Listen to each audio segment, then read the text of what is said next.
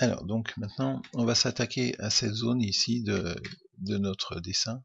Une zone qui est un petit peu biscornue, à savoir qu'elle est dessinée en 3 fois. Alors, je ne sais pas si un seul et unique rayon aurait pu convenir. Est-ce que cette forme a une grande utilité pour la pièce? Je ne sais pas. Mais on va essayer de la reproduire. On ne peut pas la reproduire logiquement, c'est-à-dire avec des codes, puisqu'on n'en a aucune, on n'a rien. Donc on va tricher un peu.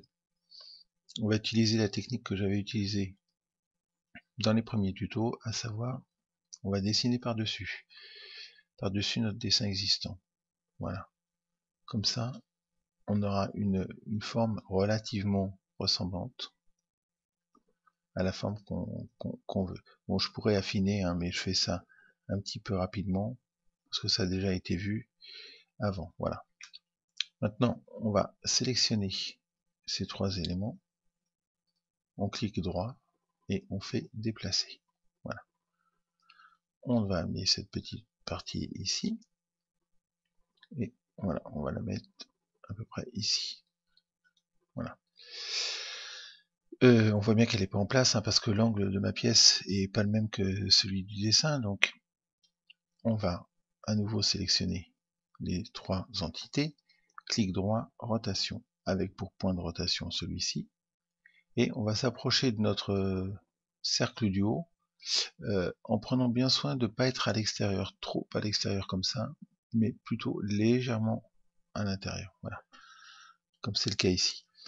Ça va nous permettre de faire une jonction correcte. Alors, pour faire cette jonction, on va utiliser ici l'outil congé, comme on a utilisé tout à l'heure pour les rayons. Donc on va prendre la lettre R pour rayon, entrée, et 0 comme valeur, parce qu'on veut pas de rayon. On veut juste fermer ici et là. Voilà.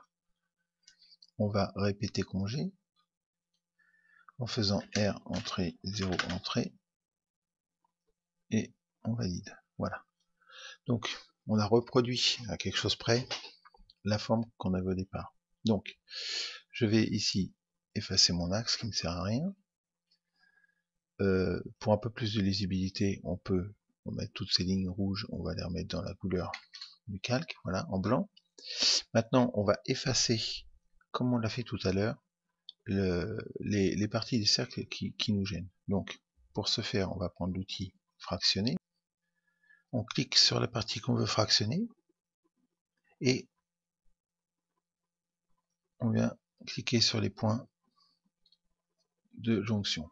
On recommence de l'autre côté. Pardon. Ici, je recommence, je clique sur la partie que je veux fractionner, et voilà. Là, j'efface ce petit bout.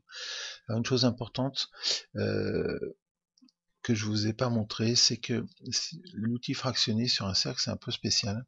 C'est-à-dire que je prends l'outil fractionné, je clique sur mon cercle, et si je fais ça, j'efface pas la bonne partie du cercle. Alors pourquoi?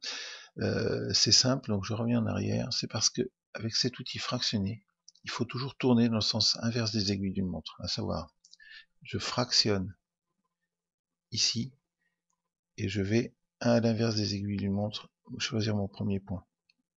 Voilà. Parce que si jamais, donc je recommence, voilà, si jamais je vais dans l'autre sens, on obtient ce qu'on a obtenu tout à l'heure, je clique mon point dans le sens des aiguilles d'une montre, j'efface pas la bonne partie. Donc, hein, bon, c'est pas très grave, mais le tout c'est de le savoir. On utilise fractionner, le premier point, on va le chercher sans s'inverser les aiguilles d'une montre. Voilà. Pour le deuxième point, il n'y a pas de sens, on prend le deuxième point et on ferme comme ça. Et voilà, on ferme ici, on efface. Voilà, on a dessiné notre pièce, elle est plutôt ressemblante. Il y a sûrement d'autres techniques, d'autres solutions, mais le but à atteindre est atteint et c'est bien le plus important. Et il y aura toujours quelqu'un pour nous dire que la manière n'est pas la bonne. Et nous, ce qu'on veut, débutant, on veut sortir une pièce, et ça c'est le principal. Voilà, à plus.